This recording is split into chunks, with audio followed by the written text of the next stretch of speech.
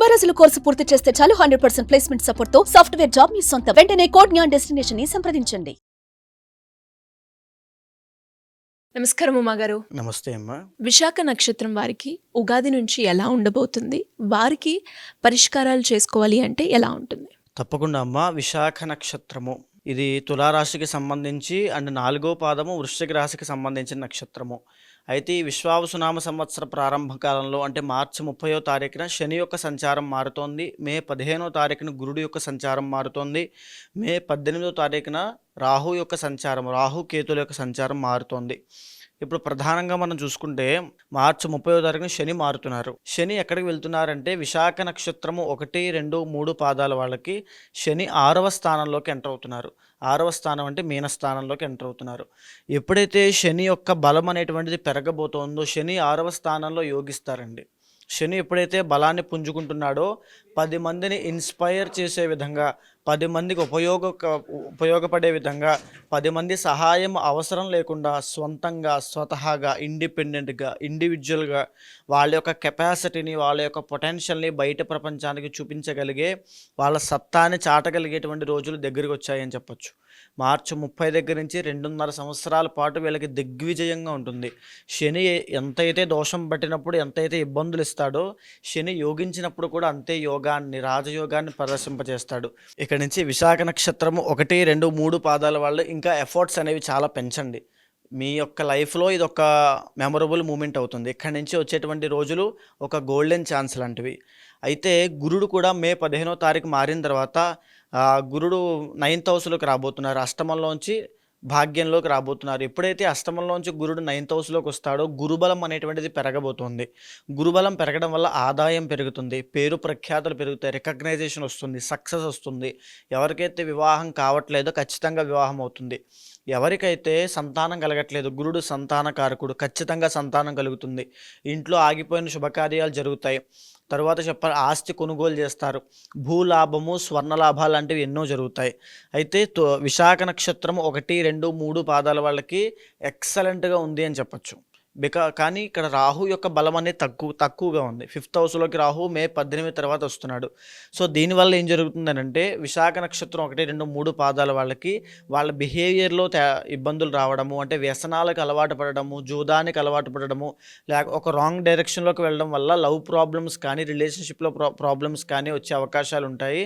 కొంచెం ఆ గుణాన్ని కాస్త సవరించుకోండి. దాంతోపాటుగా కేతు యోగిస్తున్నాడు మళ్ళా. దీనివల్ల ఏంటంటే విపరీతమైన లాభాలు, ఏం చేసినా సరే అందులో విజయాన్ని పొంది విపరీతమైన డబ్బు సంపాదించే యోగము, పలుకుబడి గల వ్యక్తులతో పరిచయాలు పెరగడం వల్ల వీళ్ళ యొక్క స్థాయి కూడా పెరిగేటువంటి యోగం వీళ్ళకి స్టార్ట్ అవబోతోంది. అయితే ఈ యొక్క విశాఖ నక్షత్రము 1, 2, 3 పాదాల వాళ్ళకి దీనిని మించి అత్యద్భుతమైనటువంటి రాజయోగాలు పట్టే కొన్ని మంత్స్ కూడా ఉన్నాయి. రవి కుజుల యొక్క బలం వల్ల అది జరుగుతుంది. అయితే మేజర్గా మాట్లాడుకోవాలి అనుకుంటే జూలై 15 దగ్గర నుంచి సెప్టెంబర్ 15 దాకా రవి యొక్క బలం వల్ల రాజయోగం పడుతోంది. ఈ టైంలో ఎవరైతే ప్రభుత్వ ఉద్యోగం కోసం ప్రయత్నం చేస్తున్నారో ఖచ్చితంగా సక్సెస్ కొడతారు. ఎవరైతే రాజకీయాల్లో ఉంటూ వాళ్ళకి పదవి యోగం కోసం ప్రయత్నం చేస్తున్నారో ఈ టైం పీరియడ్లో ఖచ్చితంగా వస్తుంది, మీరు ట్రై చేయండి. ఇంకా చెప్పాలి అంటే ఎవరైతే మెడికల్ ఫీల్డ్లో కానీ గోల్డ్ ఫీల్డ్లో కానీ ఉంటారో ఖచ్చితంగా విపరీతమైన లాభాలు చూస్తారు. కార్యసిద్ధి కలుగుతుంది. ఆ టైంలో ఏ పని చేసినా అది చాలా ఫాస్ట్గా అయిపోతుంటాయి. మేజర్గా దీనిని మించినటువంటి టైం ఏంటి అంటే డిసెంబర్ 15 నుంచి జనవరి 15 దాకా రవి కుజులు ఇద్దరి బలాలు ఎక్కువగా ఉన్నాయి. ఇద్దరూ యోగిస్తున్నారు ఆ టైంలో ఎవరైతే కాంపిటేటివ్ ఎగ్జామ్స్ ప్రిపేర్ అవుతుంటారో వాళ్ళకి ఖచ్చితంగా జాబ్స్ వస్తాయి. విశాఖ నక్షత్రం 1, 2, 3 పాదాల వాళ్ళకి షూర్ షాట్ అండి. అయితే ఎవరైతే కోర్టు సమస్యల్లో, కోర్టు వ్యవహారాల్లో ఇబ్బంది పడుతూ ఆ లిటిగేషన్స్ కానీ సెటిల్మెంట్స్ కానీ ఉన్నారో ఖచ్చితంగా అవన్నీ కూడా సాల్వ్ అయిపోతాయి, వీళ్ళకి విజయం దక్కుతుంది. రియల్ ఎస్టేట్ రంగంలో ఇన్వెస్ట్మెంట్స్ చేసిన వాళ్ళకి డిసెంబర్ 15 నుంచి జనవరి 15 లోపు ఖచ్చితంగా అద్భుతమైనటువంటి లాభాలు, విపరీతమైన స్టాక్ మార్కెట్ కానీ దేంట్లోనైనా విపరీతమైన విజయాలు పొందేటువంటి అత్యద్భుతమైన రాజయోగము డిసెంబర్ 15 నుంచి జనవరి 15 దాకా. అయితే వీళ్ళు 1, 2, 3 విశాఖ నక్షత్రం 1, 2, 3 పాదాల వాళ్ళు మే మాసం అంతా కూడా, ఈ రాబోయేటువంటి మే నెలంతా కూడా చాలా జాగ్రత్తగా ఉండాలి. ఎస్పెషల్లీ సినిమా ఇండస్ట్రీ, కళారంగము, నాటక రంగము, ఈ యొక్క రంగాల్లో నృత్య, గీత, వాద్యాది రంగాల్లో వాళ్ళ యొక్క టాలెంట్ మీద, పొటెన్షియల్ మీద నమ్మకం పెట్టుకొని ముందుకు వెళ్ళేవాళ్ళు మే నెలలో చాలా జాగ్రత్తగా ఉండాలి. ఆడవాళ్ళ వల్ల ఇబ్బందులు వచ్చేటువంటి అవకాశాలు ఉంటాయి. కాస్త వాళ్ళ రెప్యుటేషన్ కానీ, రెమ్యూనరేషన్ కానీ తగ్గే అవకాశం ఉంటుంది. లగ్జరీకి వెళ్ళి డబ్బులు ఖర్చు పెట్టడం వల్ల కాస్త ఆర్థిక సంక్షోభంలో ఇరుక్కుంటారని చెప్పొచ్చు. అయితే దీంతో పాటుగా విశాఖ నక్షత్రం 4వ పాదం తీసుకుంటే వాళ్ళకి అది వృశ్చిక రాశికి సంబంధించినటువంటి నక్షత్రము. ఆ పాదము వృశ్చిక రాశిలో సంచరిస్తూ ఉంటుంది. దానివల్ల ఏం జరుగుతుంది అంటే ప్రధానంగా వృశ్చిక రాశి వాళ్ళకి ఇప్పుడు నడుస్తున్నది 4వ పాదం వాళ్ళకి అర్ధ అష్టమ శని, అంటే కార్యహాని. మార్చి 30తో ఆ శని దోషం వీళ్ళకి వెళ్ళిపోబోతుంది. అయితే వెళ్ళిపోతోంది అన్న మాట, కానీ వీళ్ళకి మే 15వ తారీఖు తర్వాత అష్టమ గురుడు స్టార్ట్ అవుతాడు. అష్టమంలోకి గురుడు వెళ్ళడం చేత ఉద్యోగాలు చేసే వాళ్ళకి ఉద్యోగంలో నష్టాలు, అంటే ఉద్యోగం మానేయడము, వాళ్ళంతటా వాళ్ళే మానేయడం కానీ వాళ్ళు తీసేయడం కానీ జరగడము, ఆ వ్యాపారంలో నష్టాలు చూడడము, సడన్గా డబ్బులన్నీ లాస్ అవ్వడము, విపరీతమైన ఖర్చులు అయిపోవడము, లాస్ అవ్వడము, అప్పులు పాలవ్వడము, లోన్స్ కానీ, ఈఎంఐస్ కానీ, వీటికి సంబంధించి ఎన్నో రకాల ఇబ్బందులు వీళ్ళు ఇరుక్కోవడము, నెగిటివ్ ఫేమ్ రావడము, అంటే డీఫేమ్ అవ్వడము, కావాలని టార్గెటింగ్ కానీ, బ్లేమింగ్ కానీ చాలా ఎక్కువ ఉంటాయి. అభియోగాలు మోపడం లాంటివి ఎన్నో జీవితంలో వీళ్ళు ఫేస్ చేయాల్సిన పరిస్థితులు మే 15 దగ్గర నుంచి వీళ్ళకి స్టార్ట్ అవుతున్నాయని చెప్పొచ్చు. అయితే మే 18వ తారీఖు తర్వాత రాహు ఎప్పుడైతే కుంభంలోకి వస్తారో రాహు యోగిస్తున్నారు. ఈ గురుబలం అనేటువంటిది లేకపోయినప్పటికీ కూడా రాహు యోగిస్తున్నాడు కాబట్టి చేతి వృత్తి వ్యాపారం చేసుకునే వాళ్ళకి, లేకపోతే వాళ్ళ యొక్క ఓన్ కెపాసిటీ మీద, ఓన్ దాని మీద నమ్ముకుని వెళ్ళే వాళ్ళకి, టాలెంట్ బేస్డ్ జాబ్స్ ఉన్న వాళ్ళకి, టాలెంట్ బేస్డ్ జీవనోపాధి ఉన్న వాళ్ళకి తిరుగులేదని చెప్పొచ్చు. తరువాత ఏంటంటే స్మాల్ ట్రావెలింగ్ జాబ్స్ ఉంటాయి. ఫర్ సపోజ్ ఇక్కడి నుంచి ఒక 5 to 10 కిలోమీటర్స్ వెళ్ళి తిరిగి మళ్ళీ ఇంటికి వచ్చి ఆ జాబ్స్ చేసుకుంటారు. అలాంటి వాళ్ళకి కూడా తిరుగు లేకుండా వాళ్ళకి ఇంకా ప్రమోషన్స్ వస్తాయి గురుబలం లేనప్పటికీ కూడా, బికాజ్ రాహు యోగిస్తున్నాడు కాబట్టి. సో అలాంటి వాళ్ళకైతే ఎలాంటి ఇబ్బంది లేదు. సో అయితే ఈ వృశ్చిక రాశి వాళ్ళకి మేజర్గా గురుబలం అనేటువంటిది లేదు కాబట్టి గురుబలం చాలా ముఖ్యం అండి. ఎవరి జాతకంలో అయినా గోచారంలో గురుబలం ముఖ్యం. ఆ మేజర్ థింగ్ని వీళ్ళు లాస్ అవుతున్నారు కాబట్టి శ్రీరుద్ర యాగం అనేటువంటిది తప్పకుండా విశాఖ నక్షత్రం 4వ పాదం వాళ్ళు ఆచరించాలి. శ్రీరుద్ర యాగం మీ జీవితంలో ఒక్కసారైనా చేయండి. మీ జీవితం టర్నింగ్ పాయింట్ వస్తుంది. మీ జీవితంలో ఒక తెలియని ఎక్స్పీరియన్స్ని మీరు ఫేస్ చేస్తారు. ఒక రకమైనటువంటి అక్కడే మీ జీవితానికి ఒక ప్రధానమైన మెట్టు అనేది స్టార్ట్ అవుతుందని చెప్పొచ్చు. అయితే అలాంటి విశాఖ నక్షత్రం 4వ పాదం వాళ్ళకు కూడా కొన్ని మంత్స్ అనేవి ఉంటాయి. ఆ రవి కుజుల యొక్క బలం వల్ల ఎప్పుడెప్పుడు అద్భుతమైన రాజయోగం పడుతుందో చూస్తే కనుక మేజర్గా ఏప్రిల్ 15వ తారీఖు వచ్చే మంత్ ఏప్రిల్ 15 దగ్గర నుంచి మే 15 దాకా ఎక్సలెంట్గా ఉంటుంది.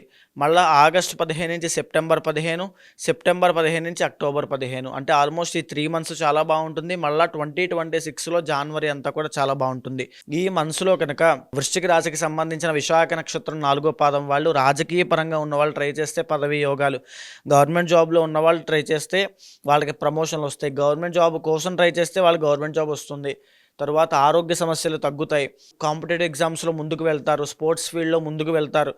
ఏదైనా ఏ పని పట్టుకున్న అందులో విజయము, ఏ పనైనా ఆ టైంకి అది అయిపోవాలంటే ఖచ్చితంగా అయిపోయేటువంటి ఆ చాకచక్యము జీవితంలో ఎనర్జీ అనేది ఖచ్చితంగా కనబడుతుంది. అయితే కుజుడి యొక్క బలం వల్ల 2026 15వ తారీఖు జనవరి దగ్గర నుంచి ఫిబ్రవరి 25వ తారీఖు దాకా కుజుడి యొక్క బలం వల్ల భూలాభము, స్వర్ణ లాభము, వాహన లాభాలన్నీ కలిగే అవకాశాలు చాలా బాగున్నాయి. అయితే విశాఖ నక్షత్రం 4వ పాదం వాళ్ళు గురుబలం ఒక్కటి లేదు కాబట్టి పర్సనల్ చార్ట్స్ ఖచ్చితంగా చెక్ చేసుకోండి. వీళ్ళే కాదు, విశాఖ నక్షత్రం 1, 2, 3 పాదాల వాళ్ళు కూడా వాళ్ళకి రాజయోగం పడుతోంది. పర్సనల్ చార్ట్లో ఎవరికైతే రాజయోగం కానీ దశాంతర్దశలు బాగోవో వాళ్ళకి ఇంతటి రాజయోగాన్ని కూడా పరిపూర్ణంగా అనుభవించలేరు. మీరు చూస్తే విశాఖ నక్షత్రం 1, 2, 3 పాదాల్లో ఉన్నవాళ్ళు పర్సనల్ చార్ట్స్లో అద్భుతంగా యోగం ఉన్నవాళ్ళు విపరీతమైన ఎనర్జీని, ఆ రాజయోగాన్ని అనుభవిస్తారు. పర్సనల్ చార్ట్స్ బాలేని వాళ్ళు ఎప్పుడూ ఉన్న పరిస్థితి కూపస్థ మండూకం ఉన్నట్టు అక్కడే ఉంటారు తప్ప ముందుకు వెళ్ళలేరు. దానికి పరిహారం ఏంటి అంటే పర్సనల్ చార్ట్స్ ఖచ్చితంగా చెక్ చేసుకోవాలి. ఇలాంటి ట్రాన్సిట్స్ జరిగినప్పుడే మనకు అవకాశం కలుగుతుంది. షష్టగ్రహ కూటమి అవ్వచ్చు, గ్రహాల ట్రాన్సిట్ అవ్వచ్చు. ఖచ్చితంగా విశాఖ నక్షత్రం వాళ్ళు చేయించాల్సింది సుదర్శన యాగము, 4వ పాదం వాళ్ళు చేయించాల్సింది శ్రీరుద్ర యాగము. జీవితంలో ఒక్కసారైనా ఈ యాగం చేయండి, మీ జీవితానికి ఒక మలుపు అనేది తిరుగుతుంది ఖచ్చితంగా. ఇంకా మిగతావన్నీ కూడా పర్సనల్ చార్ట్స్లో ఏ దోషం ఉందో ఏంటో అన్ని తెలుసుకోవాలి. ఖచ్చితంగా వాటిని కూలంకషంగా చూసి చర్చించిన తర్వాత మాత్రమే ఆ నిర్దిష్టమైన పరిహారాన్ని ఆచరించండి. ఉండేటువంటి దోషాల నుంచి చాలా ఈజీగా ఓవర్కమ్ చేయగలుగుతారు. మరి ఎవరికైనా కూడా జాతకరీత్యా వారు ఎదుర్కొన్న సమస్యలకి పరిష్కారం చేసుకోవాలి అంటే, మిమ్మల్ని అప్రోచ్ అవ్వాలి అంటే ఎలా ఉంటుంది గురుగారు? తప్పకుండా అమ్మ. ఎవరైనా సరే ఇప్పటిదాకా మనం మాట్లాడుకుంది గోచార సంబంధిత అంశాలన్నీ కూడా ట్రాన్సిట్స్ ఆధారంగా మనం మాట్లాడుకున్నాం. కానీ డేట్ ఆఫ్ బర్త్ కానీ, టైమ్ ఆఫ్ బర్త్ కానీ, ప్లేస్ ఆఫ్ బర్త్ కానీ బట్టి మనం మాట్లాడేది పర్సనల్ చార్ట్ అండి. అది చాలా యూనిక్‌గా అందరికీ విడివిడిగా, ఇండివిడ్యువల్‌గా ఉంటుంది. అది మన కర్మ బట్టి ఆధారపడి ఉంటుంది కాబట్టి దాన్ని ఖచ్చితంగా చెక్ చేసుకోవాలి. దాన్ని బట్టి మీ జీవితంలో 60% ప్రభావం అనేది ఉంటుంది. గోచారం ఒక 40% ఉంటుంది. ఎప్పుడైతే రెండిటిని సమన్వయం చేసుకొని ఒక నిర్దిష్టమైన పరిహారాన్ని ఈ శ్రీరుద్రయాగమైనా, సుదర్శనమైనా దేన్నైనా ఆచరింప చేయగలిగితే జీవితం మారుతుంది. అలాంటి వాళ్ళు ఎవ్వరైనా ఉంటే గనక ఖచ్చితంగా కింద కనిపించేటువంటి నెంబర్‌కి కాల్ చేయండి. మా వాళ్ళు పూర్తి డీటెయిల్స్ ఇస్తారు. ఖచ్చితంగా మీ జాతకాన్ని చూసి కూలంకషంగా చర్చించిన తర్వాత ఒక మంచి పరిహారాన్ని మీతో ఆచరింపజేసి ఆ మంచి రిజల్ట్స్ వచ్చేలాగా ఖచ్చితంగా చేస్తాను. ధన్యవాదాలు గురుగారు. నమస్తే అమ్మ.